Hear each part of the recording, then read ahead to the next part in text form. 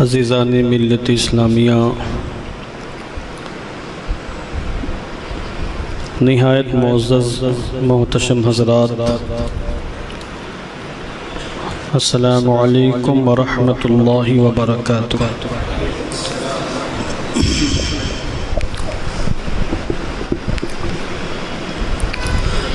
الحمد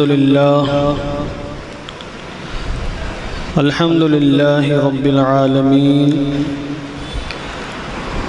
والعاقبۃ للمتقین،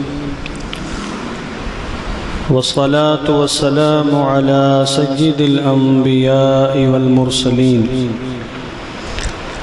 وعلى آلہ الطیبین الطاہرین واصحابہ المطہرین ومن اتبعهم بإحسان إلى يوم الدين، أما بعد، فقد قال الله تعالى في القرآن المجيد والفرقان الحميد: وَلَقَدْ نَصَرَكُمُ اللَّهُ بِبَدْرٍ وَأَنْتُمْ أَذِلَّةٌ، صدق اللہ العظیم وصدق رسولہ النبی الامین المکین الکریم، ونحن على ذلك لمن الشاہدین والشاکرین والحمد للہ رب العالمین۔ مولاي صل وسلم دائما ابدا على حبیبک خیر الخلق كلهم، هو الحبیب الذي ترجى شفاعته لكل هول من الأهوال مقتحم، فاق النبيين في خلق وفي خلق، ولم يدانوه في علم ولا كرم، فإن من جودك الدنيا وضرتها، ومن علومك علم اللوح والقلم، یا رب بالمصطفى بلغ مقاصدنا واغفر لنا ما مضى یا واسع الکرم۔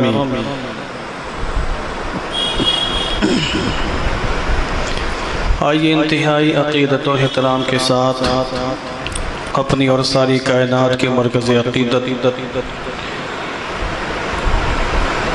حضور محسن کائنات فخر موجودات امام الانبیاء والمرسلین رحمت للعالمین طہ و یاسین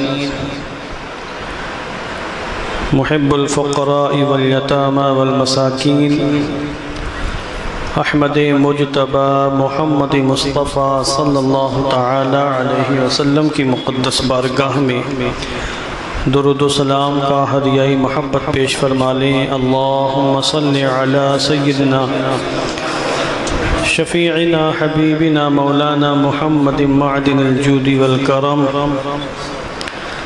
منبع العلم والحلم والحکم، وآلہ وصحبہ وبارک وسلم۔ اللہ تبارک و تعالی کا بھی پناہ فضل و کرم ہے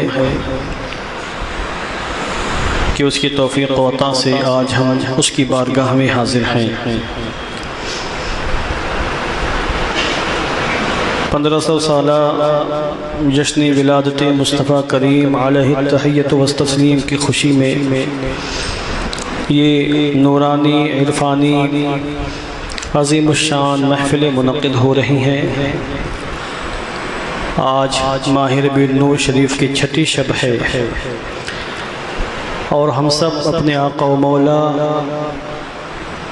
حضور خاتم الانبیاء والمرسلین رحمت صلی اللہ تعالی علیہ وسلم کی مقدس بارگاہ میں اپنی غلامی کا ثبوت پیش کر رہے ہیں۔ ہمارے امام اہل سنت مجدد دین و ملت شیخ الاسلام والمسلمین سیدنا سرکار اعلی حضرت رضی اللہ تبارک و تعالی عنہ حضور سید عالم صلی اللہ علیہ وسلم کی مقدس بارگاہ میں خراج عقیدت پیش کرتے ہوئے کہتے ہیں: زہ عزت و اعتلاء محمد زہ عزت و اعتلاء محمد کی ہے عرش حق زیر پائی محمد صلی اللہ علیہ وسلم۔ مکان عرش ان کا فلک فرش ان کا ملک خادمان سرائی محمد صلی اللہ علیہ وسلم۔ خدا ان کو کس پیار سے دیکھتا ہے جو آنکھیں ہیں محو لقائی محمد صلی اللہ علیہ وسلم۔ محمد برائے جناب الہی برائے محمد صلی اللہ علیہ وسلم۔ خدا کی رضا چاہتے ہیں دو عالم خدا چاہتا ہے رضائی محمد۔ رضا پل سے اب وجد کرتے گزریے کہ ہے رب سلم صدائی محمد صلی اللہ علیہ وسلم۔ معزز حضرات، اللہ رب العزت کی توفیق سے حضور رحمت عالم جان عالم علیہ الصلوۃ والتسلیم کے نالین پاک کے طفیل کل میں نے غزوہ بدر کبریٰ کے حوالے سے چند باتیں بیان کرنے کا شرف حاصل کیا۔ وقت میں گنجائش کم تھی، پھر بھی میں نے اہم ترین گوشے بیان کرنے کی کوشش کی ہے، اور میں نے یہ وعدہ بھی کیا تھا کہ جو باتیں رہ جائیں گی ان باتوں میں اہم ترین باتیں آئندہ بیان کرنے کا شرف حاصل کروں گا۔ اولاً میں غزوہ بدر کبریٰ کے حوالے سے چھٹی ہوئی باتوں کو بیان کروں گا، اور مزید اگر وقت میں کچھ گنجائش رہی اور میری طاقت اور قوت نے میرا ساتھ دیا تو انشاءاللہ غزوہ احد کے حوالے سے بھی چند باتیں میں بیان کروں گا۔ کل میں نے عرض کیا تھا کہ سن 2 ہجری میں بدر کی سرزمین پر حق و باطل کے مابین پہلا خون ریز معرکہ پیش آیا۔ ایک جانب مکمل کفر تھا اور دوسری جانب مکمل اسلام تھا۔ کفر کی قیادت ابو جہل جیسے بدبخت کر رہے تھے، اور دین اسلام کی حمایت و قیادت ہم سب کے آقا حضور رحمت عالم جان عالم علیہ الصلوۃ والتسلیم فرما رہے تھے۔ اور یہ ایسا عظیم الشان معرکہ ہے کہ اس معرکے میں شریک ہونے والے صحابہ کرام کے بارے میں اہل سنت والجماعت کا یہ اعتقاد ہے کہ بدری صحابہ تمام صحابہ میں سب سے افضل ہیں۔ سیدی سرکار غوث اعظم شیخ عبد القادر جیلانی بغدادی رضی اللہ تبارک و تعالیٰ عنہ کی عظیم الشان کتاب ہے الغنیہ لطالب طریق الحق، عربی میں کتاب ہے، اور یہاں انڈیا میں اس کا اردو ایڈیشن ملتا ہے، اس کے اردو ترجمے بھی ہوئے ہیں۔ سیدی سرکار غوث اعظم رضی اللہ تبارک و تعالیٰ عنہ نے یہی عقیدہ بیان فرمایا۔ الغنیہ کے اندر سرکار غوث اعظم فرماتے ہیں کہ اہل سنت والجماعت کا یہ اجماعی اعتقاد ہے کہ حضور سید عالم علیہ الصلوۃ والتسلیم کی امت تمام امتوں میں سب سے افضل ہے، اور حضور کی امت میں وہ نفوس قدسیہ سب سے افضل ہیں جنہوں نے ایمان کی حالت میں رسول اللہ کا دیدار کیا ہے، جنہوں نے رسول اللہ کی اطاعت کی، رسول اللہ کے ہاتھوں میں ہاتھ دے کر بیعت کی، رسول اللہ کی نصرت و حمایت کی، رسول اللہ کے قدموں پر اپنی جانوں کا نذرانہ پیش کیا، وَمَدُّوهُ بِأَنفُسِهِمْ وَأَيْدِيهِمْ، اپنی جان سے اپنے ہاتھوں کے ذریعے رسول اللہ کی مدد کی، رسول اللہ کی ذریعے لائے ہوئے دین کی مدد کی۔ یعنی امت محمدیہ میں صحابہ کرام سب سے افضل ہیں، اور صحابہ کرام کی شان بھی آپ نے بیان فرما دی۔ آگے غوث پاک فرماتے ہیں اور تمام صحابہ میں وہ نفوس قدسیہ سب سے افضل ہیں جنہوں نے حدیبیہ کے مقام پر ببول کے درخت کے نیچے رسول اللہ کے ہاتھوں میں ہاتھ دے کے بیعت کی تھی، یعنی اصحاب بیعت رضوان، جن کی تعداد 1400 یا 1500 روایتیں مختلف ہیں۔ تمام صحابہ میں بیعت رضوان میں شرکت فرمانے والے صحابہ سب سے افضل ہیں جن کی تعداد 1400 یا 1500 ہے۔ غوث پاک فرماتے ہیں کہ اور اصحاب بیعت رضوان میں سب سے عظیم صحابہ بدری صحابہ ہیں جن کی تعداد 313 ہے۔ ان بدری صحابہ میں صدیق اکبر بھی ہیں، عمر فاروق اعظم بھی ہیں، علی شیر خدا مولا کائنات بھی ہیں، عثمان غنی بھی ہیں، طلحہ زبیر بھی ہیں، سعد بن ابی وقاص بھی ہیں، عبداللہ بن سعید بن زید بھی ہیں، طلحہ بن عبید اللہ بھی ہیں۔ یہ عظیم الشان نفوس قدسیہ غوث پاک فرماتے ہیں بدری صحابہ یہ تمام صحابہ میں سب سے افضل ہیں، سب سے اونچا مقام رکھتے ہیں۔ غزوہ بدر کا معرکہ شروع ہوا اور میں نے عرض کیا تھا کہ اسود بن عبد الاسد نامی ایک بدبخت انسان نے جنگ کی ابتدا کی تھی، یعنی یہ جنگ جو مسلمانوں پر تھوپی گئی تھی اس کی ابتدا بھی کفار کی جانب سے ہوئی تھی، پہلا حملہ مسلمانوں کی جانب سے نہیں ہوا۔ اسود کے مارے جانے کے بعد میدان بدر میں کفار و مشرکین کے جانب سے عتبہ آیا، شیبہ آیا، عتبہ کا بیٹا ولید آیا، اور ان تینوں خبیثوں کے مقابلے میں لشکر اسلام سے حضور رحمت عالم جان عالم کی قیادت میں آپ کے حکم پر آپ کے سگے چچا حضرت حمزہ تشریف لائے، آپ کے چچیرے بھائی حضرت علی شیر خدا مولا کائنات تشریف لائے، اور آپ کے دوسرے چچا حارث کے بیٹے عبیدہ بن حارث تشریف لائے۔ اور اس کے بعد میں نے یہ عرض کیا تھا علی شیر خدا مولا کائنات نے ولید بن عتبہ کو جہنم رسید کیا، حضرت حمزہ نے شیبہ کو جہنم میں پہنچایا، اس کے بعد جب حضرت عبیدہ زخمی ہو گئے تو علی شیر خدا مولا کائنات نے عتبہ کو جہنم میں پہنچایا۔ اور آپ کو جان کر یہ حیرت ہوگی کہ ایک عظیم الشان صحابی ہیں حضرت ابو حذافہ رضی اللہ تعالیٰ عنہ، یہ بھی بدری صحابہ میں ہیں۔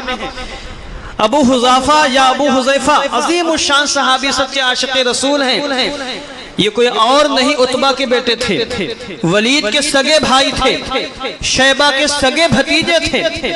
لشکر کفر میں عتبہ شیبہ ولید موجود ہیں، اور لشکر اسلام میں عاشق رسول غلام مصطفیٰ ابو حذافہ موجود ہیں۔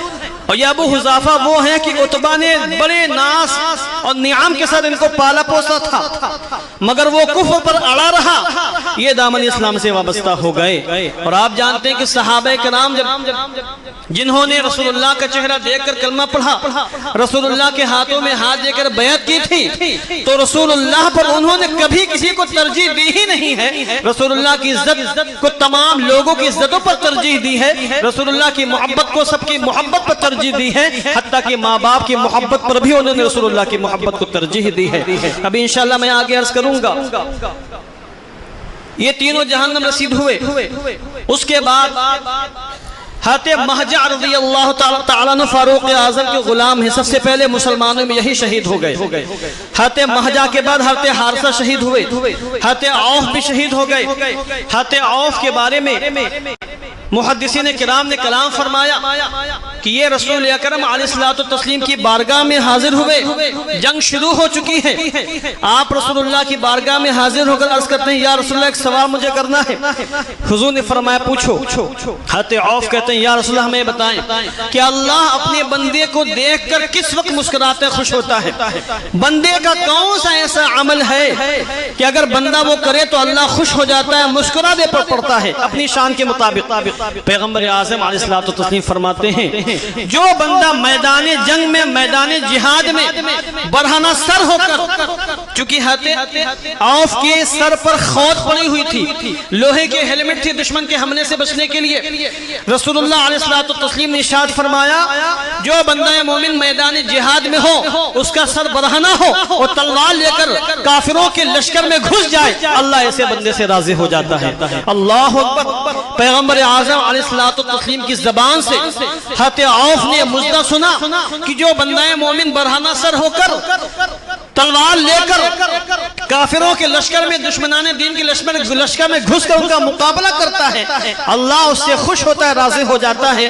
تو حضرت عوف وزن میں آ جاتے ہیں، ایک کیفیت طاری ہو جاتی ہے، اپنے ہیلمٹ کو اتار کر پھینک دیتے ہیں، عین جنگ کا موقع ہے، ہیلمٹ کو اتار کر پھینکتے ہیں، ہاتھوں میں تلوار لیتے ہیں اور انتہائی خوشی و مسرت کے ساتھ جا کر کافروں کے لشکر میں گھس جاتے ہیں، ان سے باضابطہ مقابلہ کرتے ہیں۔ مقابلہ کرتے کرتے کئی کافروں کو جہنم رسید کرنے کے کے بعد آپ بھی راہ خدا میں شہید ہو جاتے ہیں۔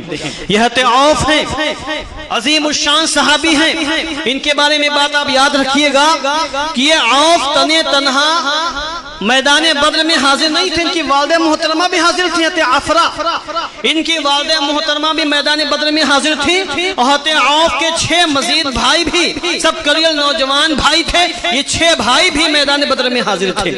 اللہ اکبر، اس زمانے کی مائیں صحابیات اپنے بچوں کی کیسی تربیت کیا کرتی تھی، کیسے وہ بچپن ہی میں اپنے بچوں کی گھٹے میں رسول اللہ کی محبت پلا دیا کرتی تھی کہ خود بھی میدان بدر میں حاضر ہیں، ان کے ساتھ بیٹے میدان بدر میں حاضر ہیں۔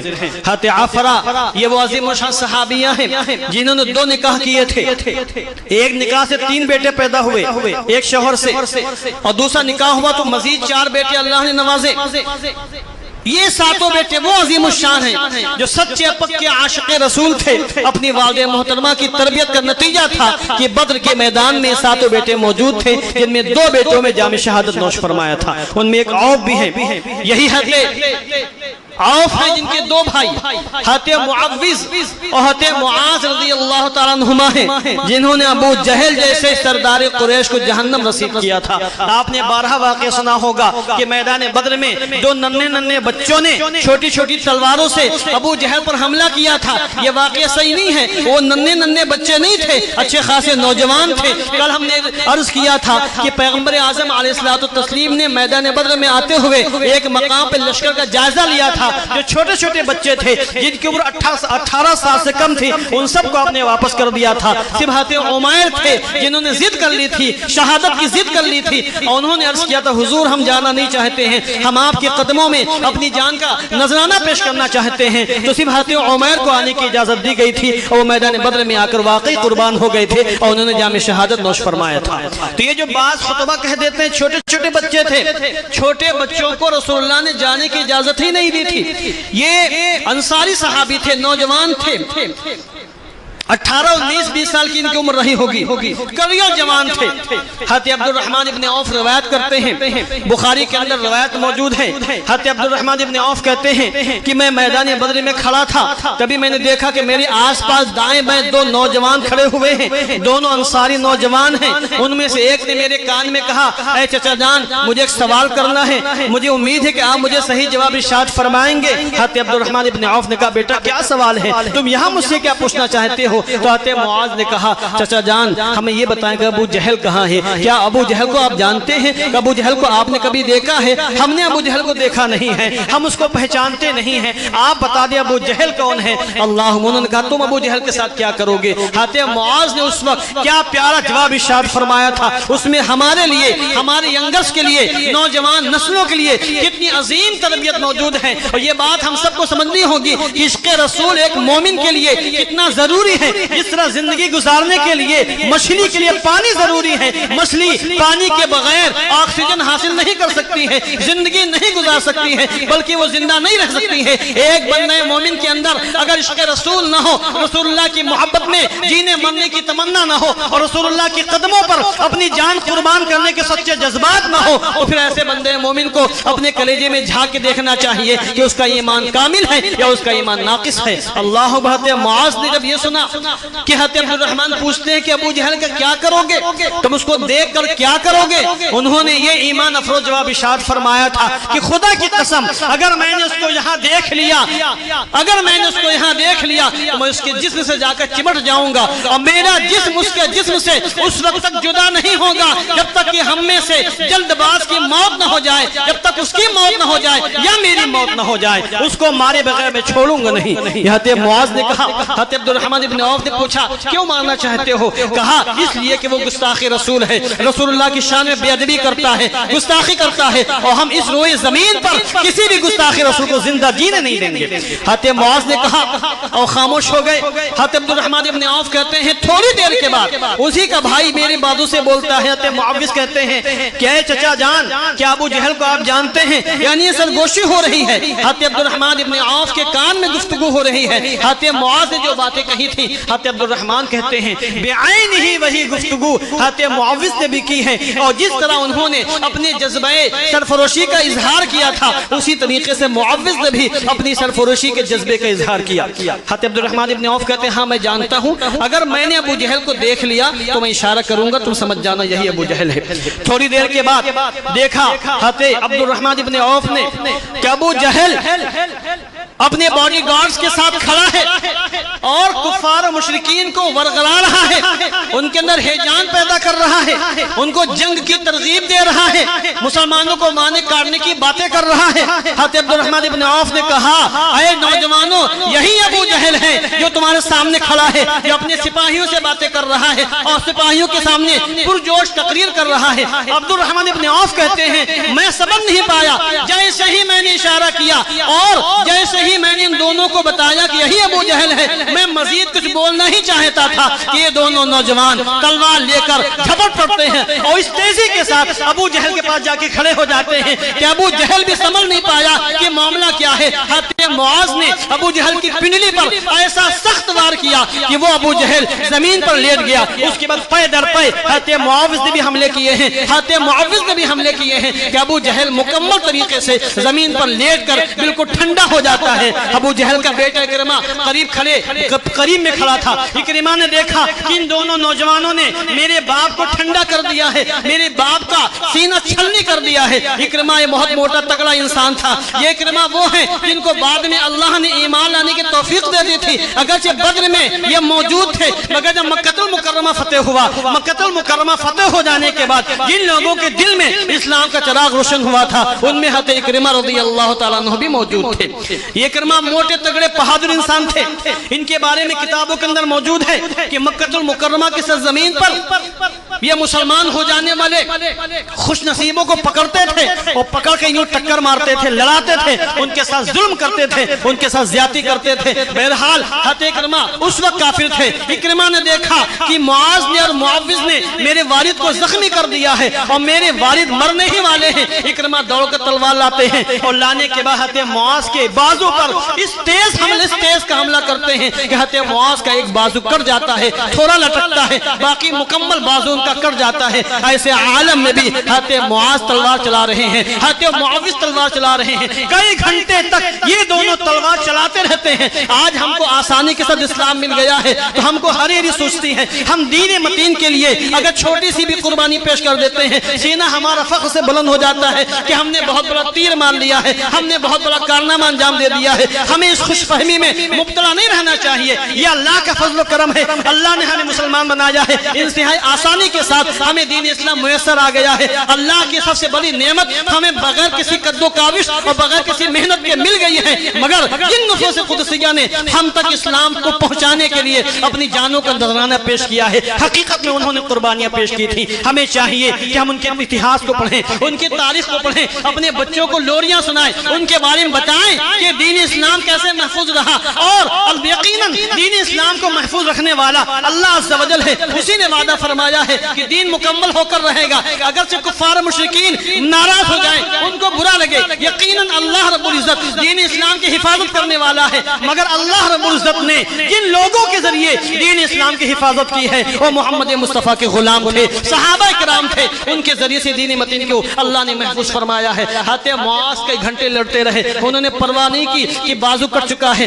خون بہ رہا ہے، وہ جذبہ عشق رسالت سے ایسے سرشار تھے کہ ان کو اپنے بہنے والے زخم کی پرواہ نہیں تھی، خون بہ رہا ہے، جنگ لڑ رہے ہیں۔ بلکہ محدثین کرام فرماتے ہیں، حدیث کی کتابوں کے اندر یہ روایتیں موجود ہیں کہ حضرت معاذ نے دیکھا کہ یہ جو میرا بازو لٹک رہا ہے اس کی بنیاد پر مجھے جنگ کرنے میں تکلیف ہو رہی ہے، دشواری ہو رہی ہے، ایک ہاتھ سے تلوار چلا رہے ہیں، دوسرا بازو پشت پر ڈھلکا ہوا ہے، لٹک رہا ہے، اس سے تکلیف ہو رہی ہے۔ حضرت معاذ ایک مقام پر ٹھہر جاتے ہیں۔ اللہ اکبر، جگر تھام کے سنیے وہ کیسے سرفروش تھے، وہ کیسے مرد مجاہد تھے، وہ کیسے مرد میدان تھے، اور ان کے دل میں رسول اللہ کی کیسی عقیدت تھی، کیسا احترام تھا، اور رسول اللہ کی قدموں میں جان مال عزت و آبرو کو قربان کرنے کے ان کے اندر کیسے سچے جذبات تھے۔ حضرت معاذ رضی اللہ تعالیٰ عنہ اپنے اسی قدم کو، اپنے اسی ہاتھ کو، اپنی قدموں کو نیچے دبا دیتے ہیں اور آنکھیں بند کے پوری طاقت لگا کر، زور لگا کر اپنے اس ہاتھ کو جسم سے جدا کر دیتے ہیں۔ اللہ اکبر۔ اس کے بعد ایک ہاتھ سے جنگ کرتے رہتے ہیں۔ جب ان کو موقع ملا حضرت معوذ اور حضرت معاذ جب ان کو موقع ملا تو عریش میں پہنچتے ہیں۔ حضرت معاذ اپنا ہاتھ لے کر پیغمبر اعظم کی بارگاہ میں پہنچتے ہیں۔ کتب احادیث کے اندر روایت موجود ہے، سیرت نگاروں نے لکھا ہے کہ حضرت معاذ اپنا کٹا ہوا ہاتھ لے کر رسول اللہ کی بارگاہ میں حاضر ہو جاتے ہیں اور کہتے ہیں یا رسول اللہ یہ نذرانہ چھوٹا سا قبول فرما لے۔ رسول اللہ علیہ السلام ایسے کریم آقا اور حضور کی شان بھی دیکھیے کہ اللہ نے اپنے محبوب کو کیسا مالک و مختار بنایا ہے۔ آج کہنے والے کہہ کے چلے گئے جہنم رسید ہو گئے، جہنم میں پہنچ گئے کہ جس کا نام محمد علی ہے وہ کسی چیز کا مختار نہیں ہے۔ ایسے لوگ اندھے تھے وہ دیکھ نہ سکے کہ بدر کی سرزمین پر رسول اللہ نے اپنے کیسے اختیارات ظاہر فرمائے ہیں، احد کی سرزمین پر رسول اللہ نے کیسے اختیارات ظاہر فرمائے ہیں۔ بدر کے میدان میں حضرت معاذ جب رسول اللہ کی بارگاہ میں حاضر ہو گئے، کٹا ہوا ہاتھ ہے اور رسول اللہ کی بارگاہ میں بطور نظر پیش کر دیتے ہیں۔ رسول اللہ کہتے ہیں میرے قریب آ جاؤ۔ رسول اللہ قریب بلاتے ہیں، اسی ہاتھ کو ان کے کندھے پر لگا دیتے ہیں۔ ہاتھ جہاں پہ لگا ہوا تھا اسی مقام پر ہاتھوں کو لگا دیتے ہیں، اپنے ہاتھوں کو پھیرتے ہیں، اپنا لعاب دہن لگا دیتے ہیں اور اللہ نے ایسا کرم فرمایا کہ وہ ہاتھ جو جسم سے جدا ہو چکا تھا رسول اللہ کی دعا کا نتیجہ اور آپ کے لعاب دہن کی ایسی برکت تھی، اللہ نے اس ہاتھ کو مکمل طریقے سے صحیح فرما دیا۔ اللہ اکبر، اللہ اکبر یا رسول اللہ۔ آپ غور فرمائیں آج سائنس کی بھی ترقی کر چکی ہے، طرح طرح کے کیمیکلز، طرح طرح کے آلات، مشینیں ایجاد ہو چکی ہیں۔ دنیا بھر کے ڈاکٹر بڑے بڑے علاج کرنے جاتے ہیں مشینوں کے ذریعے سے، اپنی کمال کے ذریعے سے، اپنی مہارت کے ذریعے سے بڑے بڑے آپریشن کر سکتے ہیں، مگر آج بھی دنیا اتنی ترقی کرنے کے باوجود اس مقام پر نہیں پہنچی ہے کہ کسی کا ہاتھ کٹ گیا ہو اس کو تھوک کے ذریعے یا ہاتھ پھیر کر جوڑ دیا گیا ہو اور پھر وہ ہاتھ پہلے سے زیادہ باقوت ہو گیا ہو، پہلے سے زیادہ کام کرنے لگ گیا ہو۔ بدر کی آپ تاریخ پڑھ لیں، حضرت معاذ کا ہاتھ جو کٹ چکا تھا حضور نے ہاتھ کو نہ صرف یہ کہ جوڑا ہے بلکہ جوڑنے کے ساتھ ساتھ وہ ہاتھ کام بھی کرتا ہے، اتنا کام کرتا ہے کہ حضرت معاذ دوبارہ تلوار اٹھاتے ہیں اور لشکر کفا میں گھس کر کافروں کا دوبارہ مقابلہ کرتے ہیں۔ یہ الگ بات ہے کہ اللہ نے ان کی قسمت میں شہادت لکھی تھی۔ حضرت معاذ بعد میں شہید ہو جاتے ہیں، ان کے ایک بھائی پہلے شہید ہو چکے تھے، دوسرے بھائی معاذ بعد میں شہید ہوتے ہیں۔ حضرت معاویہ زخمی تو ہوئے تھے مگر وہ شہید نہیں ہوئے تھے۔ اللہ اکبر، ابو جہل کے انہوں نے بالکل مار مار کے بھوسا بنا دیا، اس کے تکبر کو خاک میں ملا دیا، اس کی دھات ملیاں میٹ کر دی، اس کے چتھڑے اڑا دیے۔ ابو جہل جو تکبر کا مجسمہ تھا اس کے چتھڑے اڑا کر آج اس پر گرد و غبار اڑ رہی تھی۔ حضرت عبداللہ ابن مسعود ایک کمزور صحابی ہیں، ان کے پتلی پتلی کلائیاں ہیں، انتہائی ضعیف اور کمزور صحابی ہیں۔ عبداللہ ابن مسعود وہ صحابی ہیں، عظیم فقیہ صحابی ہیں، مکہ المکرمہ میں یہ پہلے مسلمان ہو گئے تھے، اولین سابقین میں سے تھے، اور جب یہ مسلمان ہوئے تھے اسی ابو جہل مردود نے حضرت عبداللہ ابن مسعود کو بہت ستایا تھا، ان کو بہت مارا تھا، ظلم و ستم کے پہاڑ توڑے تھے۔ یہ عبداللہ ابن مسعود کو پتہ چل گیا کہ معاذ و معوذ نے ابو جہل کو زخمی کر دیا ہے، وہ زمین پر پڑا ہوا ہے، آخری سانسیں لے رہا ہے اور کفار مشرکین میں بالکل افراتفری کا ماحول ہے۔ حضرت عبداللہ ابن مسعود تلوار لے کر جاتے ہیں اور دیکھتے ہیں کہ اس کی آخری سانسیں چل رہی ہیں، اس کے سینے پر سوار ہو جاتے ہیں اور اس کے سر کو تن سے جدا کر کے اس کو ہمیشہ کے لیے جہنم میں پہنچا دیتے ہیں اور ہمیشہ کے لیے جہنم رسید کر دیتے ہیں۔ یہ مجاہدین اسلام ہیں جو بدر کے میدان میں رسول اللہ کے عشق میں، محبت میں جابازیاں دکھا رہے ہیں اور عظیم الشان قربانیاں پیش کر رہے ہیں۔ رسول اللہ علیہ السلام نے صحابہ کرام کو جذبہ جہاد دلانے کے لیے میدان بدر ہی میں ایک بار اعلان فرمایا، اے مسلمانوں آگے بڑھو، پیش قدمی کرو اور اس جنت کی جانب دوڑ لگاؤ جس کی کشادگی، جس کی چوڑائی آسمانوں کی برابر ہے۔ ایک صحابی حضرت حارثہ رضی اللہ تعالیٰ عنہ ہیں، وہ کھجور کھا رہے تھے، اتنا سنا کھجور کھاتے کھاتے رسول اللہ کی بارگاہ میں حاضر ہوئے، بھوک لگی تھی، کھجور کھا کر اپنے پیٹ کی بھوک مٹا رہے تھے اور کہا یا رسول اللہ آپ نے کیا فرمایا؟ جنت کی چوڑائی تمام آسمانوں کے برابر ہے۔ حضور نے ارشاد فرمایا اور اس کے بعد حضرت حارثہ نے سنا کہ جو شہید ہوگا وہ جنت میں جائے گا، ایسی جنت میں جائے گا جس کی چوڑائی آسمانوں کے برابر ہے۔ حضرت حارثہ حارثہ نے اس موقع پر یہ کہا تھا میں کھجور کھا کر اپنے وقت کو ضائع نہیں کرنا چاہتا ہوں. اور فوراً کھجور کی گٹھلی پھینکتے ہیں. جو ہاتھوں میں کھجور تھی ان کو بھی سائڈ کرتے ہیں. تلوار لے کر وہ جذبہ جہاد سے سرشار ہو کر کفار مشرکین کے لشکر میں گھس جاتے ہیں اور لڑتے لڑتے جام شہادت نوش فرما جاتے ہیں. ان کی والدہ محترمہ کو پتہ چلا, وہ بھی میدان بدر میں حاضر تھی کہ میرا بیٹا حارثہ شہید ہو چکا ہے.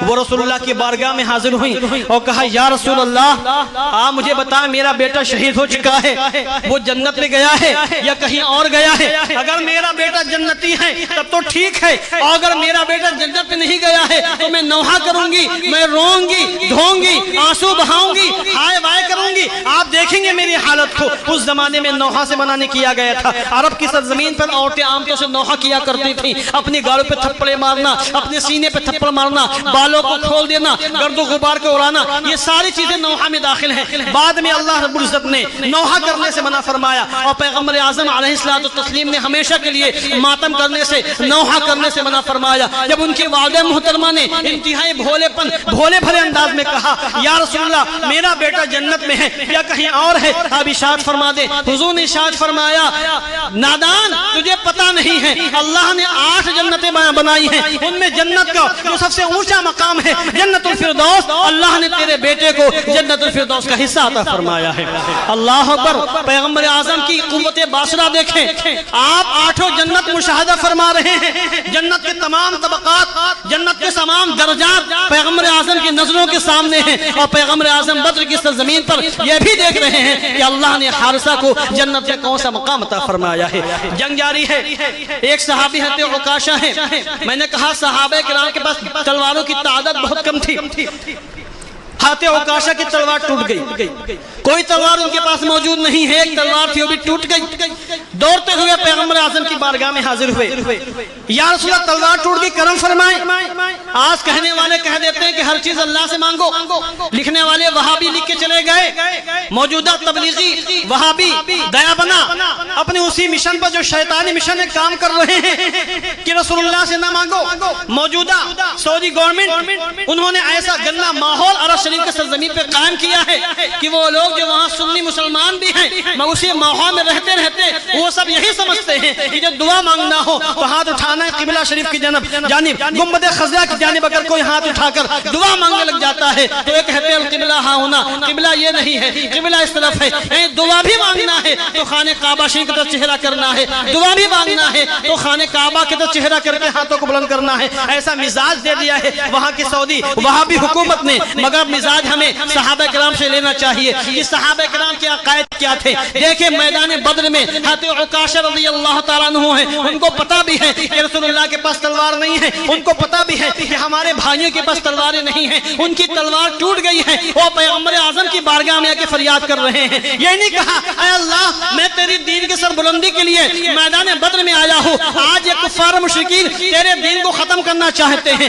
محمد مصطفیٰ کو شہید کرنا چاہتے ہیں, یہ دین اسلام کو بے خوبوں سے اکھاڑ پھینکنا چاہتے ہیں. اے اللہ تو ہماری مدد فرما. اے اللہ ہم تیری بارگاہ میں سوال کر رہے ہیں, آسمان سے تلوار نازل فرما دے جس طرح تو نے فرشتے نازل فرمائے ہیں جن سے ہمارے قلب کو سکون حاصل ہو رہا ہے. فرشتے جہاد میں حصہ بھی لے رہے ہیں. اے اللہ تو تلوار نازل فرما دے. انہوں نے یہی نہیں کہا بلکہ پیغمبر اعظم کی بارگاہ میں آ کے عرض کرتے حضور انتظام فرما دے, تلوار کا انتظام فرما دے. کیوں؟ اس لیے کہ ان کو بھی پتا تھا کہ بخدا خدا کا یہی ہے در, نہیں اور کوئی مفر مقر, جو وہاں سے ہو یہیں آ کے ہو, جو یہاں نہیں تو وہاں نہیں. اللہ اکبر. حضور رحمت عالم جان عالم علیہ الصلوۃ والتسلیم نے نہیں فرمایا کہ عکاشہ تلوار کہاں سے دوں, تلوار ہمارے پاس کہاں ہے, جاؤ جیسے تیسے تم سے جو بھی ہو سکے کفار مشرکین سے جہاد کرو. پیغمبر اعظم نے دیکھا بازو ہی میں ایک لکڑی کا ٹکڑا پڑا ہوا تھا. حضور رحمت عالم نے ٹکڑے کو اٹھایا, اٹھانے کے بعد کہا لو عکاشہ اسی کو پکڑ لو, اسی سے جا کے جہاد کرو. محدثین فرماتے ہیں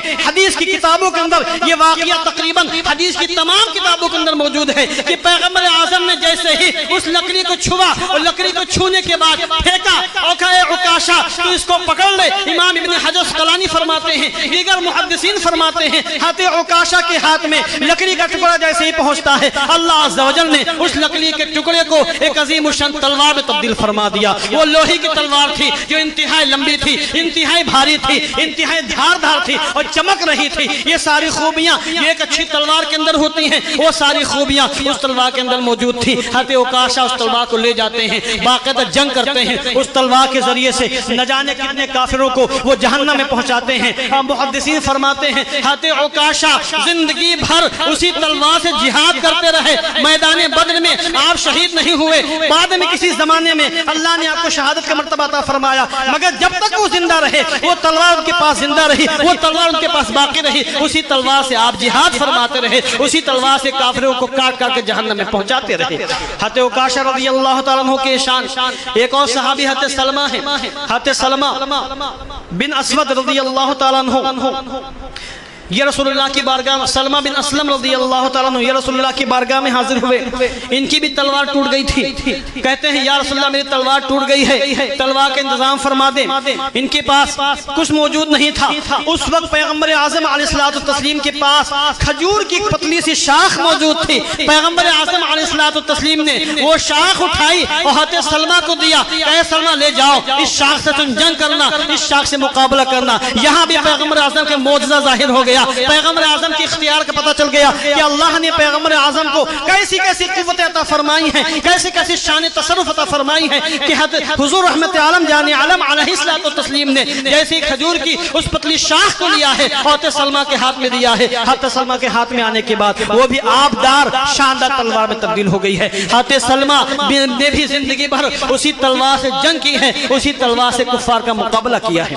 یہ انفرادی طور پر جنگیں ہوتی رہیں، کفار نے جب دیکھا کہ ہمارے آدمی ایسے مسلمانوں سے جیت نہیں سکتے ہیں، انفرادی جنگ کب تک ہوتی رہے گی، انہیں یلغار بول دیا، مسلمانوں میں کافروں میں گتھم گتھا ہو گئی اور سخت ترین جنگ ہونے لگی۔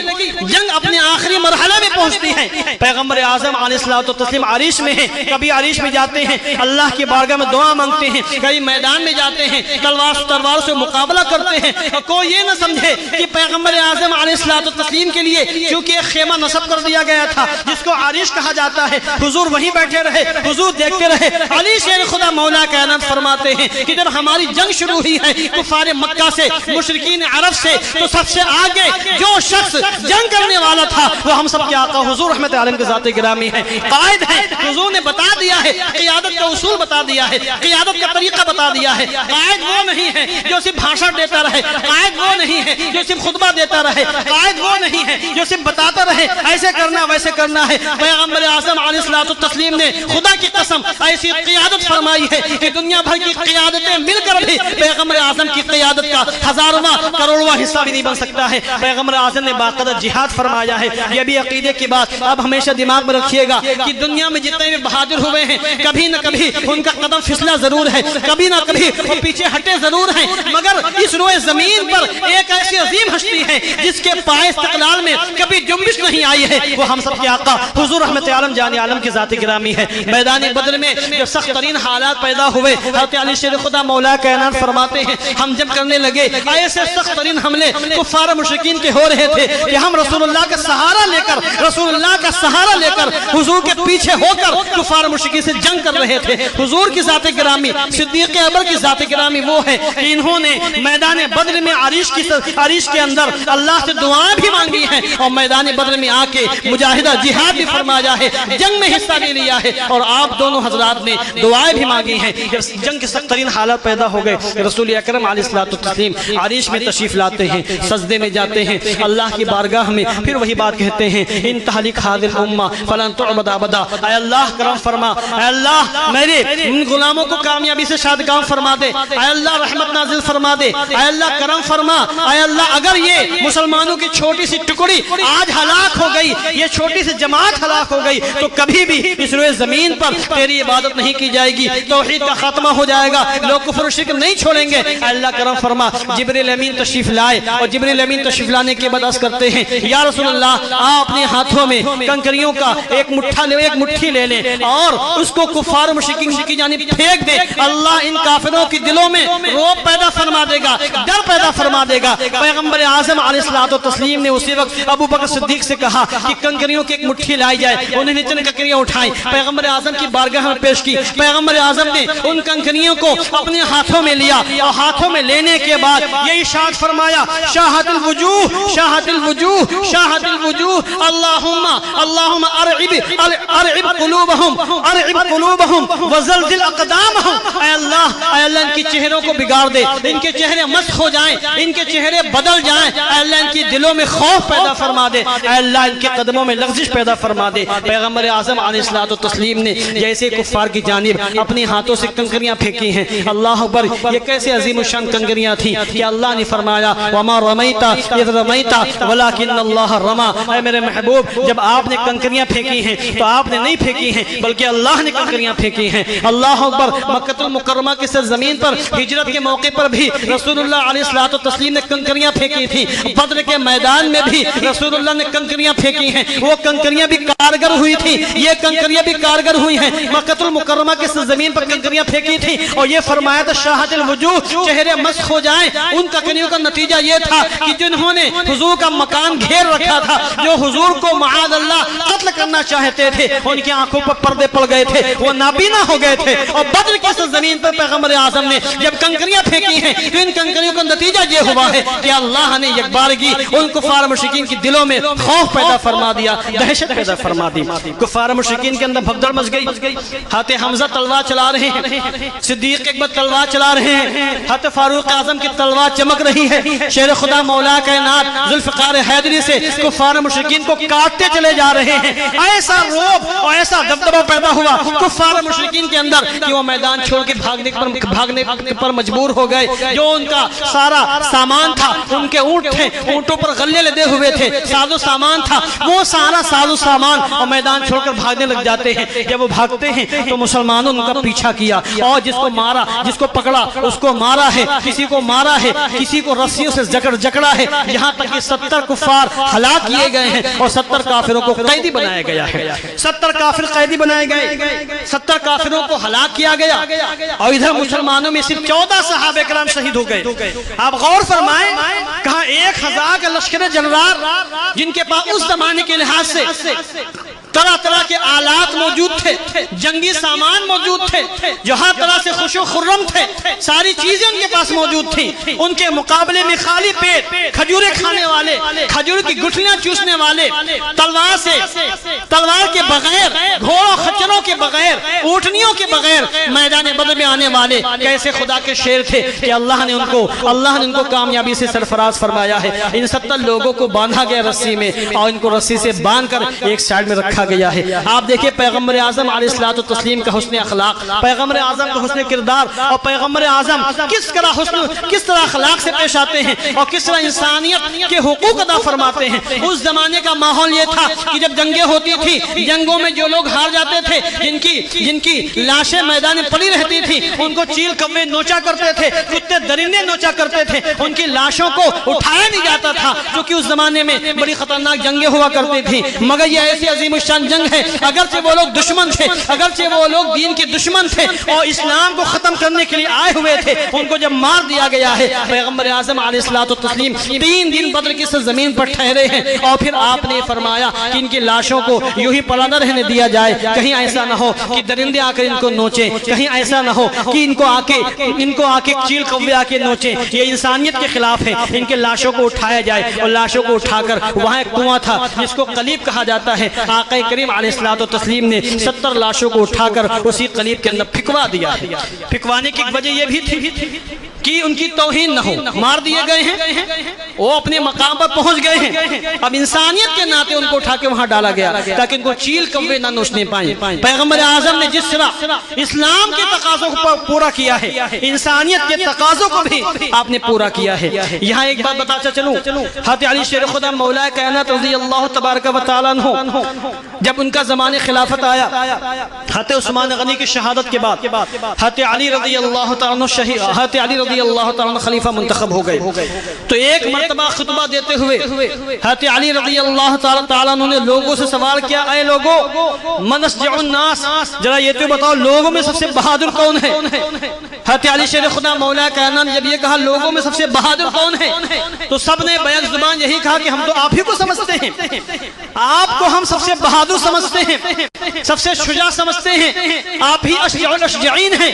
علی شیر خدا مولا کائنات نے اس زمانے میں حق بیانی سے کام لیتے ہوئے ارشاد فرمایا، میں تو اپنے مد مقابل سے ہی مقابلہ کرتا ہوں، میرا ہم پلہ جب ہمارے مقابلے میں آتا ہے تو اسی سے تمہیں مقابلہ کرتا ہوں۔ اے لوگوں مگر تم کو بتاتا ہوں کہ سب سے بڑا بہادر کون ہے۔ علی شیر خدا مولا کائنات خطبہ دے رہے ہیں، ارشاد فرما رہے ہیں کہ بدر کی سرزمین پر جب کفار مشرکین بدر میں حاضر ہوئے اور ہم 313 کی تعداد میں وہاں حاضر ہوئے اور ہمارے مابین مشورہ ہو گیا کہ ایک مقام پہ خیمہ لگا دیا جائے تاکہ رسول اللہ وہاں آرام فرماتے رہیں، وہاں بیٹھ کر پوری جنگ کا منظر دیکھتے رہیں۔ ایک مقام پہ خیمہ لگا دیا گیا، عرش لگا دیا گیا، کیونکہ کفار مشرکین رسول اللہ کو قتل کرنا چاہتے تھے، رسول اللہ کو شہید کرنا چاہتے تھے، اس لیے ایک مقام پہ خیمہ لگا دیا گیا تاکہ حضور وہاں رہے اور حضور کی حفاظت کی جا سکے۔ مگر خیمہ لگائے جانے کے بعد یہ معاملہ ہوا کہ اب یہاں پر نگرانی کون کرے گا، رسول اللہ کے پاس کون کھڑا ہوگا، چونکہ رسول اللہ کے پاس کھڑے ہونے کا مطلب یہ ہے اپنی موت کو دعوت دینا، کیونکہ کفار مشرکین کا سب سے سخت حملہ رسول اللہ پر ہونے والا تھا، اس بات کو ہم سمجھ رہے تھے۔ اب وہاں کوئی تیار نہیں ہے کہ رسول اللہ کی بارگاہ میں حاضر ہو، وہاں کھڑا ہو۔ علی شیر خدا مولا کائنات کہتا ہے فما دنا منا احد الا ابو بکر شاہدا بالسیف علی وجہ رسول اللہ صلی اللہ تعالی وسلم۔ عریش کا خیمہ تیار کیے جانے کے بعد جب وہاں باڈی گارڈ کی حیثیت سے نگراں کی حیثیت سے کھڑے ہونے کی بات آئی ہے تو سوائے ابو بکر کے کوئی آگے نہیں آیا ہے۔ ابو بکر تلوار کو اپنے بے نیام کرتے ہیں، بے نیام تلوار کرنے کے بعد رسول اللہ کے سر اقدس کے سامنے آ کر کھڑے ہو جاتے ہیں تاکہ جو بھی کافر حملہ کرے گا ابو بکر حملہ کر کے اس کافر کو وہاں سے بھگائیں گے۔ اتنا کہنے کے بعد حضرت علی شیر خدا مولا کائنات کی آنکھوں سے آنسو جاری ہو گئے، آپ اتنا روئے کہ آپ کی داڑھی تر ہو گئی۔ آپ نے ارشاد فرمایا لہذا ابو بکر تمام لوگوں میں سب سے بہادر ہیں، تمام لوگوں میں سب سے شجاع ہیں۔ یہی میدان بدر ہے کہ میدان بدر میں حضرت قتادہ رضی اللہ تعالیٰ عنہ کی آنکھوں میں ایک دشمن کا تیر آ کے لگا، ان کا ڈھیلا بھی پھٹ گیا اور ڈھیلا حلقے سے نکل کر باہر رخسار پہ لٹک گیا۔ لوگوں نے کہا اس کو کاٹ کے پھینک دو، تمہاری آنکھیں ضائع ہو گئی ہیں۔ حضرت قتادہ نے کہا نہیں، میں اپنی آنکھوں کو کاٹ کے پھینک نہیں سکتا ہوں، میں پہلے رسول اللہ کی بارگاہ میں حاضر ہوں گا، رسول اللہ سے مشورہ مانگوں گا، رسول اللہ جیسا چاہیں گے وہ کریں گے، وہ ہمارے مالک و مختار ہیں۔ یہ آنکھ میری ضائع ہو چکی ہے، رسول اللہ کرم فرمائیں گے تو آنکھ واپس بھی آ سکتی ہے، اور رسول اللہ کہہ دیں گے آنکھ ضائع ہو چکی ہے اس کو کاٹ کے پھینک دو، میں اپنی آنکھوں کا ڈھیلا نکال کر پھینک دوں گا۔ وہ اپنی آنکھوں پر ہاتھ رکھ کر پیغمبر اعظم کی بارگاہ میں حاضر ہو جاتے ہیں۔ اس بارے میں تھوڑا سا اختلاف ہے کہ یہ جو واقعہ میں بیان کر رہا ہوں یہ غزوہ بدر میں پیش آیا ہے یا غزوہ احد میں پیش آیا ہے۔ بعض علماء نے اس کو غزوہ احد کے واقعات میں لکھا ہے، بعض علماء نے اس کو غزوہ بدر کے واقعات میں لکھا ہے۔ آپ دیکھیں گے بعض علماء نے دونوں مقام پہ لکھا ہے تو ایسا محسوس ہوتا ہے کہ لگتا ہے غزوہ بدر میں بھی آپ کی آنکھ ضائع ہوئی ہے، غزوہ احد میں بھی آپ کی آنکھ ضائع ہوئی ہے۔ بہرحال جو بھی معاملہ ہو اس کا علم ہم اللہ کے حوالے کرتے ہیں۔ حضرت قتادہ اپنی آنکھوں پر ہاتھ رکھ کر پیغمبر اعظم کی بارگاہ میں حاضر ہو جاتے ہیں اور کہتے ہیں یا رسول اللہ آپ کی محبت میں یہ میری ایک آنکھ ضائع ہو گئی ہے، میری ایک آنکھ اپنے حلقے سے نکل کر باہر آ چکی ہے۔ اللہ اکبر۔ پیغمبر اعظم علیہ الصلوۃ والتسلیم قریب بلاتے ہیں، اپنے مقدس ہاتھوں سے اس آنکھ کے گولے کو پکڑتے ہیں اور آنکھ کے حلقے میں رکھ دیتے ہیں، اس کے بعد ہاتھ کو پھیرتے ہیں، تھوڑا لعاب دہن لگا دیتے ہیں، اللہ سے دعا فرماتے ہیں، اللہ اسی وقت ان کی آنکھوں کو صحیح و تندرست فرما دیتا ہے۔ بلکہ حضرت قتادہ کہتے ہیں کہ پیغمبر اعظم نے جب میری آنکھوں کو حلقے میں رکھا، ہاتھ پھیرا، لعاب دہن لگایا تو میری آنکھ ایسی روشن ہو گئی کہ مجھے یہ محسوس ہو رہا تھا کہ میری آنکھ پہلے سے زیادہ روشن ہو گئی ہے۔ اللہ اکبر۔ جو لوگ حضور پر اپنی جانوں کو قربان کر دیتے ہیں، جو لوگ حضور کی محبت میں اپنے مال قربان کر دیتے ہیں، جو لوگ حضور کی محبت میں اپنی عزت کو قربان کر دیتے ہیں، اللہ ان کو محروم نہیں فرماتا ہے، آخرت کے انعام سے پہلے اللہ دنیا ہی میں ان کو انعام و اکرام سے نواز دیتا ہے۔ اللہ اکبر۔ غزوہ بدر میں 70 مشرکین کفار گرفتار ہوئے رسول اللہ علیہ السلام نے ان کو صحابہ کے مابین تقسیم فرمایا اور کہا کہ ان کے ساتھ اچھا سلوک کرنا۔ آپ غور فرمائیں پیغمبر امن و امان کی زندگی کو، آج بھی جو لوگ خود کو مہذب کہتے ہیں، خود کو پڑھا لکھا کہتے ہیں، خود کو ایجوکیٹڈ کہتے ہیں اور نہ جانے خود اپنے منہ سے اپنی تعریفیں کرتے ہیں، ان کے ملکوں میں چلے جائیں، جیلوں کے جا کے حالات دیکھیں، قیدیوں کے ساتھ کیسے ظالمانہ سلوک کیے جا رہے ہیں، قیدیوں کو مارا جا رہا ہے، پیٹا جا رہا ہے، کھانا تک نہیں دیا جا رہا ہے، اچھا لباس نہیں پہنایا جا رہا ہے، ان کو بجلی کے شاٹ لگائے جا رہے ہیں، پانی میں ڈبکیاں لگوائی جا رہی ہیں، ان سے ناکردہ جرم کو قبول کرنے کے لیے کیسے کیسی زیادتیاں، کیسے کیسے مظالم آج کی پڑھی لکھی دنیا میں ڈھائے جا رہے ہیں۔ پیغمبر اعظم علیہ السلام نے جہاں ایک طرف دنیا بھر کو ہر معاملے میں امن و سلامتی کا درس دیا ہے، سب کے حقوق بیان فرمائے ہیں، اسی طریقے سے پیغمبر اعظم علیہ السلام نے دشمنوں کے، اسیروں کے، قیدیوں کے حقوق بیان فرمائے ہیں۔ اگرچہ وہ دشمن ہیں، اگرچہ وہ دین کو مٹانا چاہتے ہیں، مگر جب وہ قیدی بن گئے ہیں تو وہ احسان کے حقدار ہیں، وہ بھی امن و سلامتی کے ساتھ رہنے کے حقدار ہیں۔ پیغمبر اعظم علیہ السلام نے ان 70 قیدیوں کے معاملے میں صحابہ سے فرمایا تھا، اے میرے صحابہ ہرگز ان کے ساتھ برا سلوک نہ کرنا، ان کے ساتھ اچھا سلوک کرنا، جب تک ان کے بارے میں کوئی فیصلہ نہ ہو جائے تب تک ان کے ساتھ اچھا سلوک کرنا۔ آپ غور فرمائیں صحابہ اکرام نے حضور کے فرمان کے مطابق عمل کیا ہے اور کس سختی کے ساتھ عمل کیا ہے۔ روایتوں میں آیا ہے کئی صحابہ ایسے تھے جن کے پاس کھانے پینے کا سامان نہیں تھا، مگر وہ تو بھوکے رہ لیتے تھے، کھجور کھا کھا کر پانی پی پی کر رہ لیتے تھے، مگر ان کے حصے میں جو قیدی آئے تھے صحابہ کرام حضور کا پاس و لحاظ رکھتے ہوئے ان قیدیوں کے ساتھ حسن سلوک فرماتے تھے۔ بعض صحابہ تو اپنی قیدیوں کے لیے روٹیوں کا انتظام کرتے تھے، سالن کا انتظام کرتے تھے، خود کھانا میسر نہیں ہے، نہ روٹی موجود ہے نہ سالن موجود ہے، مگر کہیں سے بھی وہ کوشش کر کے اپنے قیدیوں کے لیے کھانے پینے کا انتظام کرتے تھے۔ یہ پیغمبر اعظم کی تربیت کا نتیجہ تھا، یہ پیغمبر اعظم کی تعلیم کا نتیجہ تھا۔ بالآخر فیصلے کا دن آ گیا، صحابہ کرام سے رسول اللہ نے مدینہ منورہ آنے کے بعد مشورہ مانگا کہ یہ جو 70 قیدی ہیں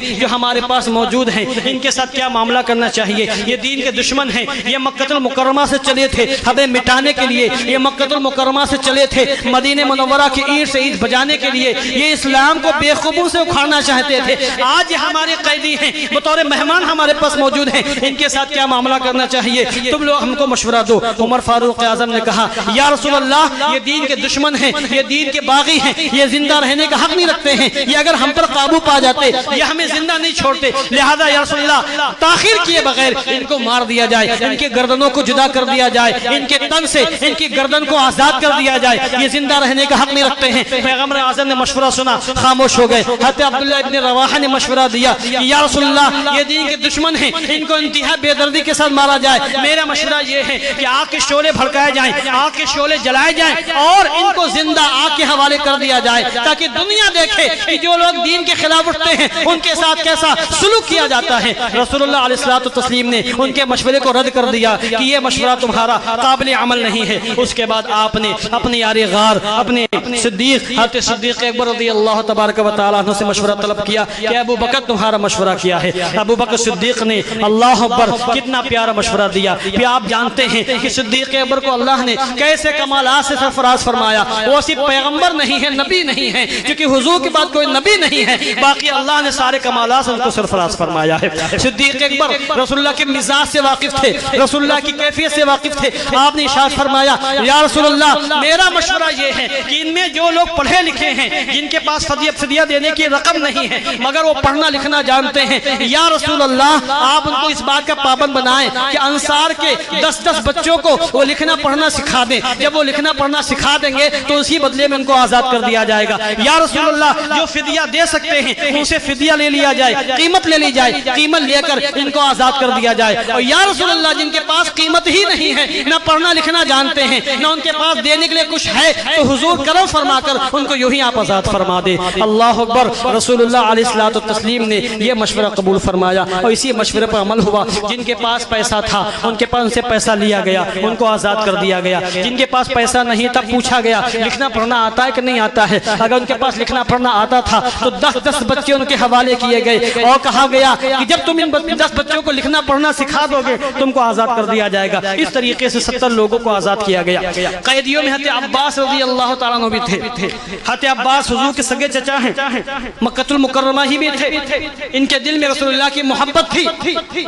اب بعض روایتوں روایتوں میں آیا کہ مکہ المکرمہ ہی میں مسلمان ہو چکے تھے مگر اپنے اسلام کو ظاہر نہیں کیا تھا.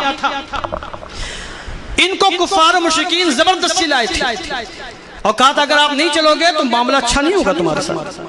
قریش کے بہت سے ایسے نوجوان تھے, ان میں کئی لوگ تھے, حضرت عباس بھی تھے, ان سب کو ابو جہل نے دھاندلی کر زبردستی لایا تھا اور یہ لوگ میدان بدر میں نہ چاہتے ہوئے بھی حاضر ہوئے تھے, یہ بھی گرفتار ہو گئے. پیغمبر اعظم علیہ الصلوۃ والتسلیم نے پہلے ہی چند لوگوں کا نام لے لیا تھا. جب جنگ جاری تھی اور حضور نے ارشاد فرما دیا تھا کہ جب جنگ ختم ہو جائے اور ان کو گرفتار کیا جائے تو اگر کوئی میرے چچا عباس کو دیکھے تو ان کو قتل نہ کرنا, میرے چچا عباس کو قتل کرنے کی اجازت نہیں ہے. وہ زبردستی لائے گئے ہیں, کچھ نام اور لیے کہ فلاں فلاں کو بھی قتل نہیں کیا جائے گا, وہ لوگ زبردستی لائے گئے, ان کو مارا نہیں جائے گا, قیدی بنا لیا جائے گا.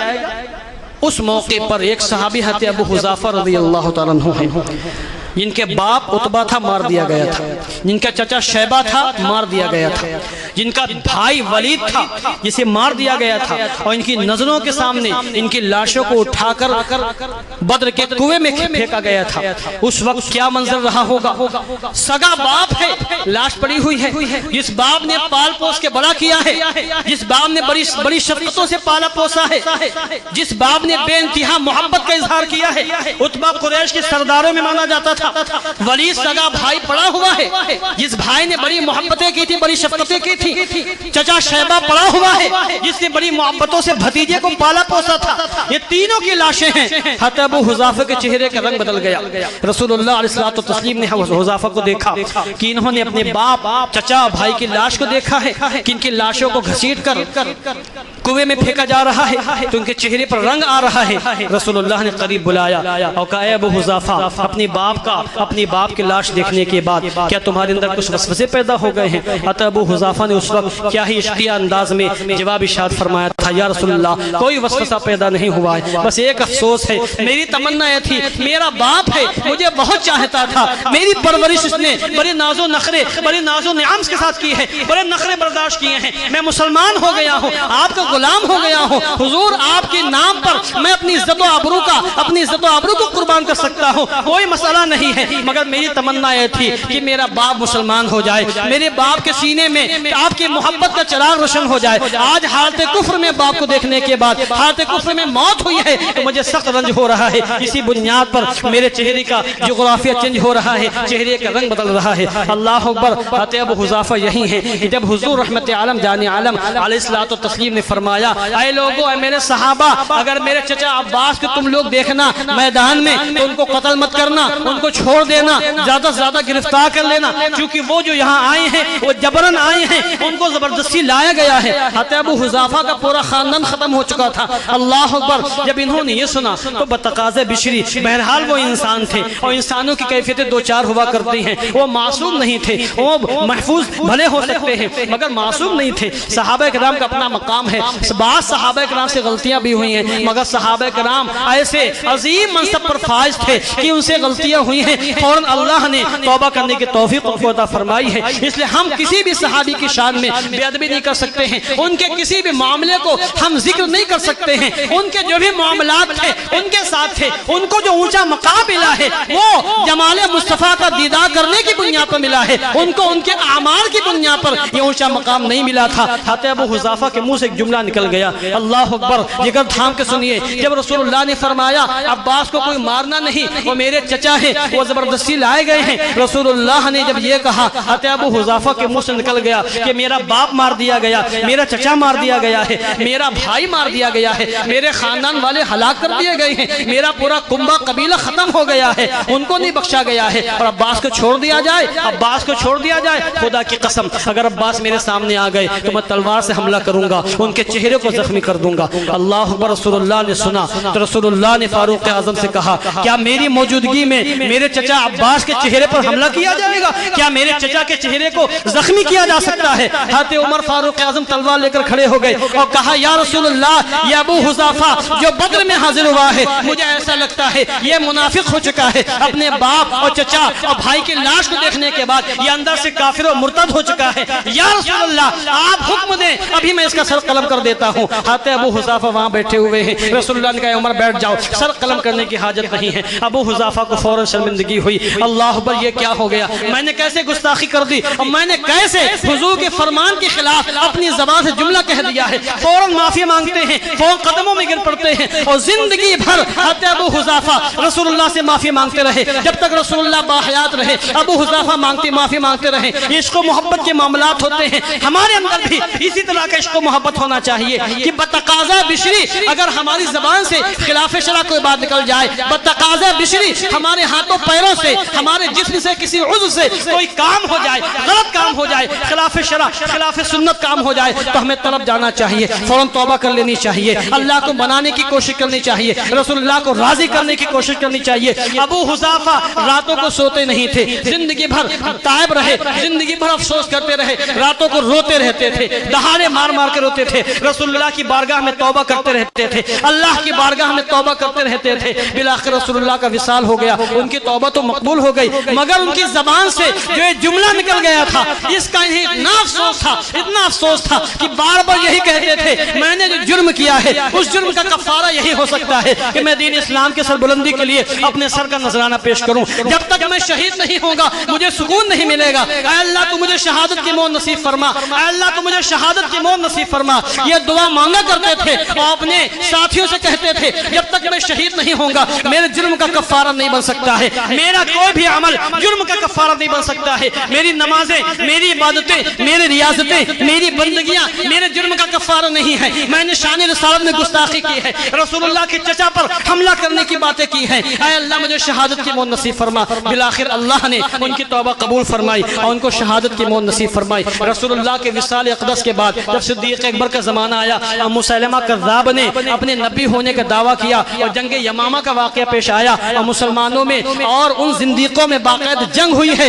تو جنگ کرنے والوں میں جو پیش تھے جذبہ شہادت سے سرشار ہو کر شہادت کا جام پینے کی نیت کے ساتھ جو بندہ خدا جو صحاب رسول آگے رہنے والوں میں سے تھا، ان میں یہ حضرت ابو حذافہ رضی اللہ تعالیٰ عنہ ہیں، یہ حضرت حذافہ ہیں، شہید ہو گئے، اللہ نے شہادت کی موت نصیب فرمائی۔